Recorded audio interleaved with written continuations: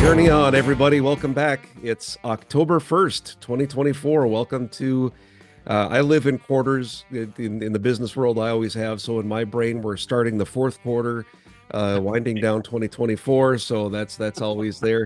Welcome back home, Karl. Thank you. Yeah, thank you. Yeah, you and your better half, your other half, your spousal unit, Yeah. went to the spousal. You're familiar with that, right? From the Coneheads. Coneheads, that's what it was. That's I was where thinking it was spousal Mork and unit. Mindy. I was like, where is that? Where is that? I've heard that before. Very close, actually, Coneheads. Mork and Mindy. Yep, that for some reason that's always stuck with me. Spousal unit. So Spousal you guys had a unit, good trip.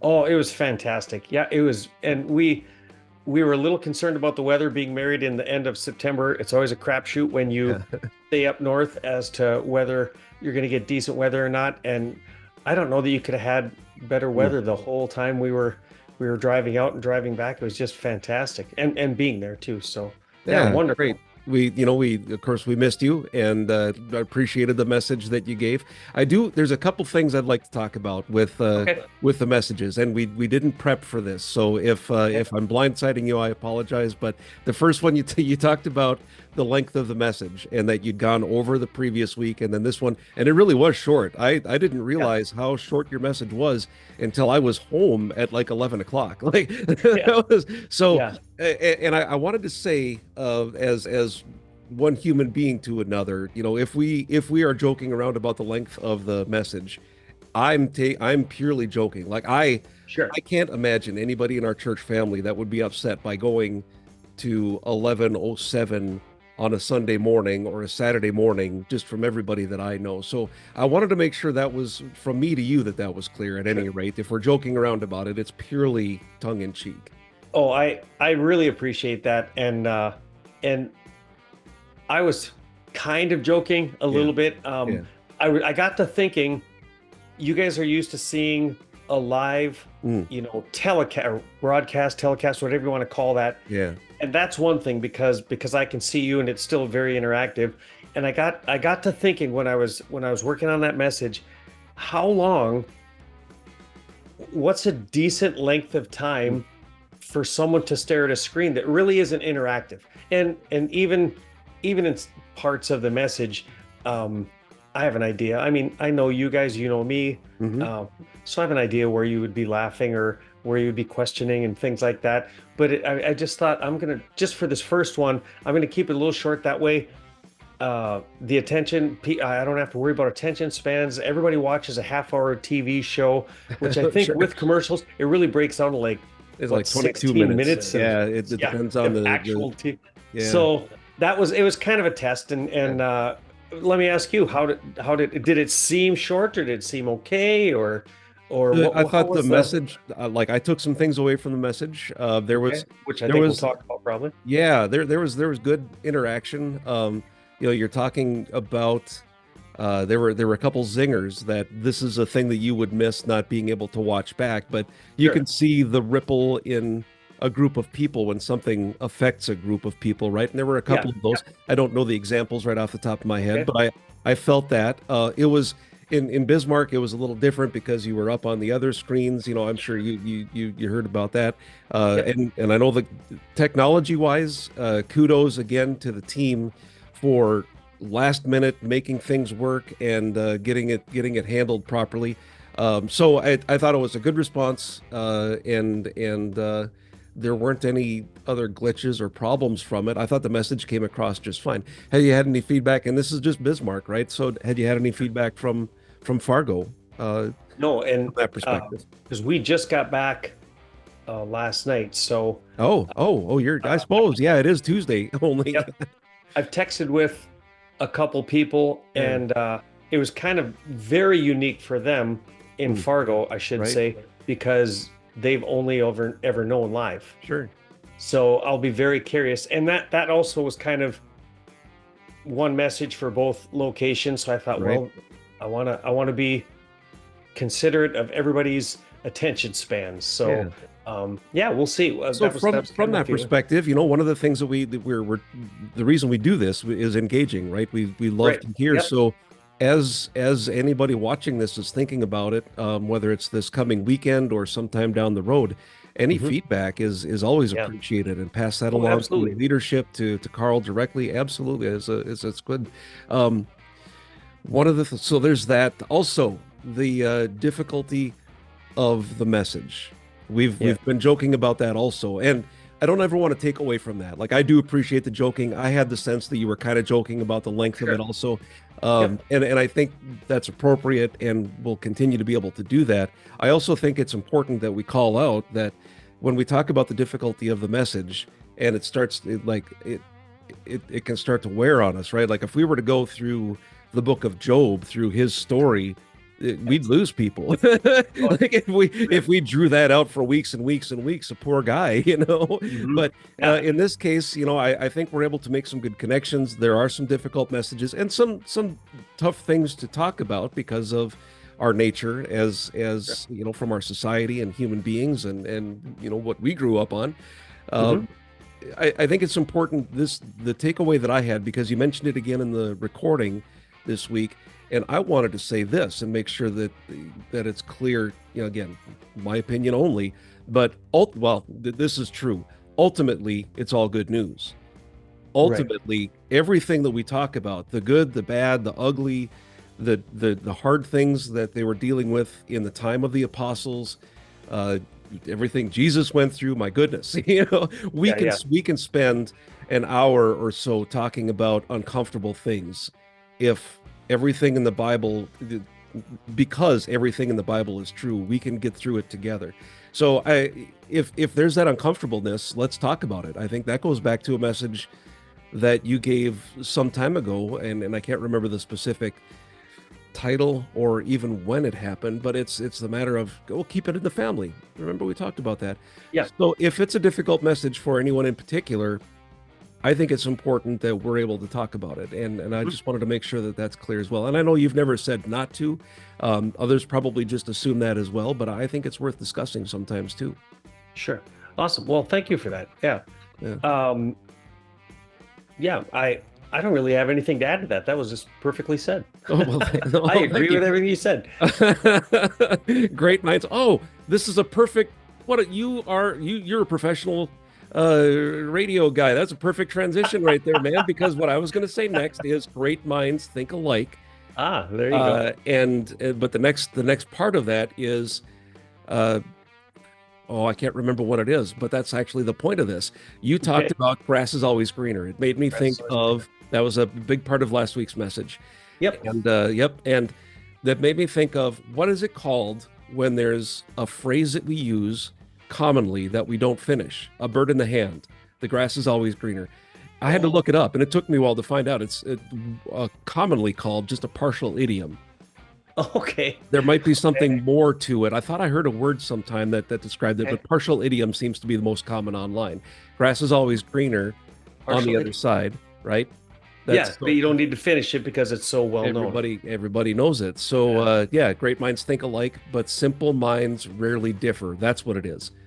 So it's important. It's important that we have both sides of that. And the grass is always greener. It was a great example of it was like the opposite of the message, right? And for me, what I took away from it, and it's a partial idiom also, I guess, because it's blank where you're at. Worship where you're at, and for me, learn, teach, lead, follow. Just basically, for me, a goal I have in life is to do better. Right? Every day, if I can do better. Well, sometimes I'm not thinking about where I'm at. I want to do better over there. I want to do better when I get to. So it was a really poignant message, and I guess maybe the problem with it being short is you've proven you can do it that quickly now. So pressure's on. Oh boy, that's the problem with doing it live. When we talk things out here, that just came to me. Right. And I'm absolutely kidding, of course, but I hadn't really thought about that too much. We should have had this conversation a week ago.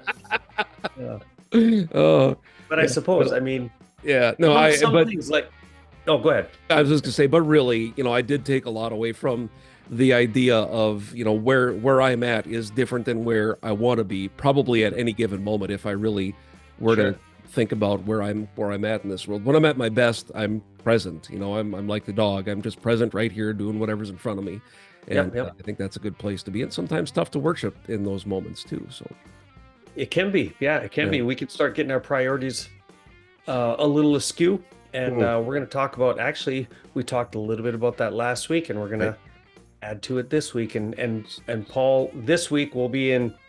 I want to say, well, I know we'll be in 8, and I think we're actually going to be a little bit in 9 too, because he continues. So we'll see. And actually, he talks about basically, if you were to put it into 2 words, it'd be stumbling block. Paul is saying, do not become a stumbling block. So the title for this message should probably be, do not be a stumbling block. I think would be. Okay. I like it. We could do something fancier, but we'll just do that one for right now. We'll start there. and it kind of calls back to what's neat about Paul again.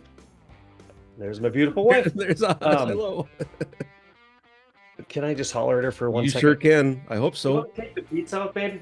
I did. Okay. Oh, we're having pizza too. We're having pizza. Yeah. It's a pizza party Tuesday night for Journey On. If you're watching this right now, enjoy some pizza. That's awesome. Grab some pizza.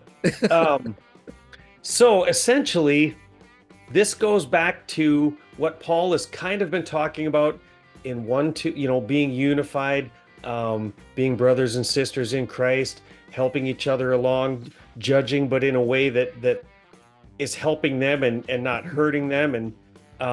And it's being a stumbling block because he sets it up a little bit in 5, 6, and a little bit in 7. And remember when it was a couple weeks ago, we talked about when there's an issue between 2 church members, family, right? You don't take it outside the court. And my joke was, call my mom or talk to somebody in the church. I'm available. And you work through those things. And one of the hard things to take away from that, but it is a takeaway, is there's being wrong, there's being right, and then there's being godly. Yeah. And you don't, and he really starts to kind of whittle away at that this week is by not being a stumbling block. If people want to read 1 Corinthians 8, a little bit of 9, and maybe even into 10, just because you have the right to do something, just because God has said, oh, that's in there, isn't it? Yep. Like that specific quote. Yeah. That's Yep. Doesn't mean you should. And Paul starts saying, we need to start thinking about others. If someone has a different way, and even though we know we're right, so I really honestly believe Paul's been setting us up for the last 3 chapters. It's okay to not, just because something is your right, and it doesn't mean that you always need to get it. If it means somebody else, can be edified as a win, right? Yeah, get the win. Yeah. So be it. We're all children of God. God first, everybody else then us. So what an amazing society we'd have if we all followed that mindset, right? Right. Yeah, we don't have to be right, we don't have to be wrong, just if we're all godly, if we can just agree on that, that's a good start. I have to confess that I read ahead into I saw a pattern that I thought maybe we'll get into 1 Corinthians 8. Yeah. So everything just kind of came together there, because 8 is about now what shows up on the BibleGateway.com website for NIV. They give the titles across the top concerning food sacrifices to idols is what he's talking about. It's a pretty short chapter. I wasn't surprised that you're going to get into 9 a little bit. But it talks about food. You and I are having pizza tonight. Communion is this Sunday in Bismarck, and it's chapter 8. I did not see that coming. All right. I feel like awesome. this is one of those moments in time that just everything makes sense. So we do have that coming up. So read ahead, chapter 8. I haven't looked into 9 or 10, but excited to hear the message, whether I can be there live or to watch the recording later on. Props again to all the technology people that are making these things happen. Communion in Bismarck. does anything have it coming up? Is anything coming up? And I'm excited about the pizza. I got to go in Fargo that we haven't addressed yet. Anything coming up for you guys? For those guys, this guys there? Just on a personal note, our former worship leader is getting ready to do her big move, and so she's coming up to lead worship for us in Fargo one last time before she moves. Haven is her name, and we're really, really excited. She was with us for a long time, and we got to watch her grow. So we're really excited to have, we call her Li'l Hav, Li'l Hav. Oh, is it Li apostrophe L? Yep. You got to have that on there, I suppose. Nice. Li'l Hav, and yeah, it's going to be just tremendous. It's going to be great. How do you spell Have? Because when I spell it out, it says have. Have, yeah. Yep. It's H-A-V is how I spell it. H-A-V, okay. I don't know if we've ever put it in. Well, I spelled it out thinking, well, Have, obviously it's a long A, so we'll put an E at the end. Nope, that's have. So if we take the E off, now it's Have. She maybe has to have one of those lines across the A. I don't know if I can get that into the into Facebook very easily, but we'll see what we can do. See what you can do. Well, this is exciting. Some good things that are coming up. Communion in Bismarck. So please, we take that time in advance during the service, of course, to get our minds and our hearts right. And you've got a few days before we even get there to think about what you did. That always comes to my mind. Think about where we're at and that connection with God. Taking a few extra days in prayer to prepare might be worth it for some of us, I think. Oh, I couldn't agree more. That's well said.